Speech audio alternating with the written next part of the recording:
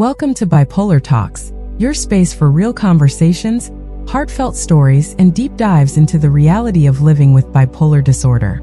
Whether you're newly diagnosed, supporting a loved one, or simply curious, we invite you to listen mindfully and join our growing community.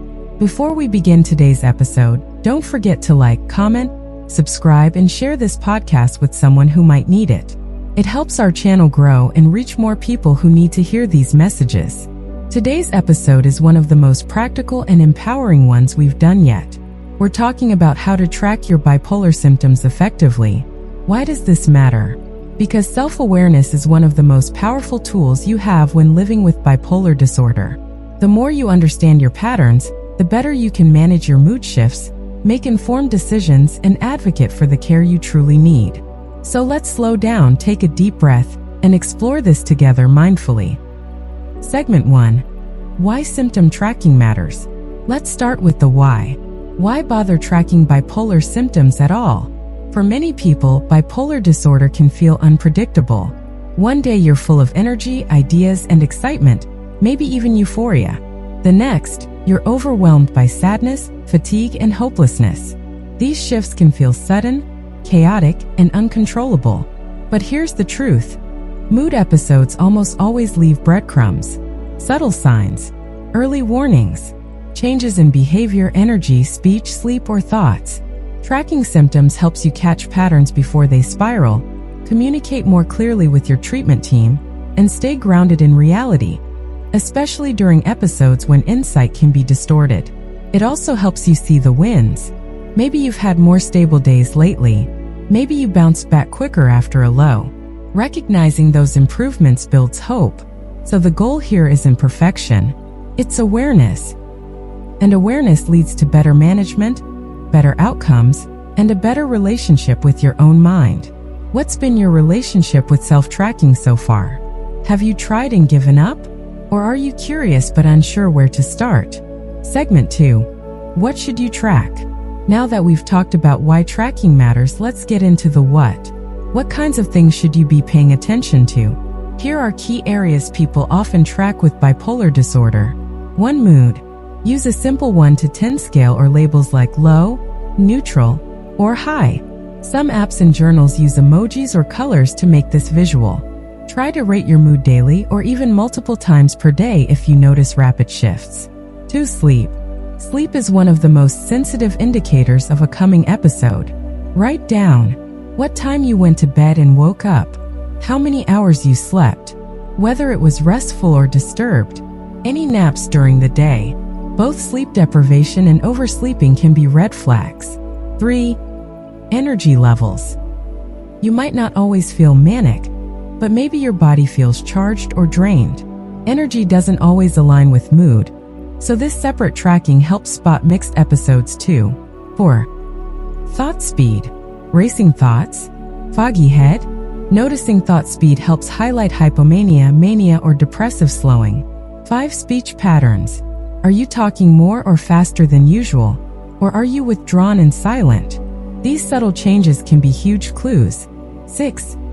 Behavioral changes. This includes increased spending, risk-taking, social activity, withdrawal, changes in eating, substance use. Be honest, not judgmental. The goal is information, not shame. 7. Irritability and agitation. Mania isn't always happy. Many people get irritable, impulsive, or easily frustrated. Track these feelings too. 8. Anxiety levels. While not always front and center in bipolar, anxiety often co-occurs and can complicate mood states. 9. Medication adherence. Did you take your meds? At what time? Any side effects? This is crucial for working with your psychiatrist. 10. Significant events or triggers. Stress at work, relationship conflict, hormonal changes, travel. These often precede episodes and are helpful to note. Remember, you don't have to track everything all at once. Start simple and add more categories as you get comfortable. What categories feel most important for you right now? Segment 3. How to track tools that work. Now that you know what to track, let's talk about how to do it. Here are some effective tools to consider. 1. Mood tracking apps. There are some fantastic apps designed specifically for bipolar tracking. eMoods. Very popular with the bipolar community. Free, easy to use, and lets you export charts for your doctor. Dailyo. Great for visual tracking with mood emojis and activities. Bearable, Mood Path, CBT Thought Record Diary. These are also strong options. Look for apps that are easy to use, allow customization, provide graphs and trends, let you export data. 2. Bullet journals or paper trackers. Prefer pen and paper? Create a simple daily tracker with boxes or graphs. Use a mood scale 0 to 10. Hours slept, notes on thoughts or behaviors, color coding for mood phases. Some people use habit tracker spreads or draw mood mandalas, creative and personal. 3. Voice notes or private video logs. Not a fan of writing? Beak it. Use your phone to record voice notes about how you're feeling. These can be incredibly raw and insightful when reviewed later. Or spreadsheets. If you love organization, build your own tracker in Excel or Google Sheets. You can add formulas, graphs, and export trends for your treatment team. 5. Therapist-guided tracking. Some therapists use structured tracking in session, like DBT diary cards or mood logs. Ask if they can help you start one. Whichever method you choose, consistency matters more than perfection. Missing a few days? That's okay. Come back when you can. The point is getting to know yourself, not passing a test. Segment 4. Making tracking a habit without burning out. Let's talk about sustainability, because tracking your symptoms shouldn't feel like a full-time job. Here are tips to make it easier. 1. Track at the same time each day. Morning or evening works best. Set a gentle reminder if needed. 2. Start with just 3 things. Mood, sleep, and energy are great core metrics. Expand only if it feels natural. 3. Use templates or printables. Pre-made templates reduce decision fatigue. You don't have to reinvent the wheel. 4. Pair it with another habit. Do your tracking after brushing your teeth, making tea, or journaling. 5. Don't obsess over details. Your tracking patterns, not perfect data. Give yourself grace if your entries aren't complete. 6. Take breaks when needed. Some people track during episodes only. Others track weekly instead of daily. Do what works for you.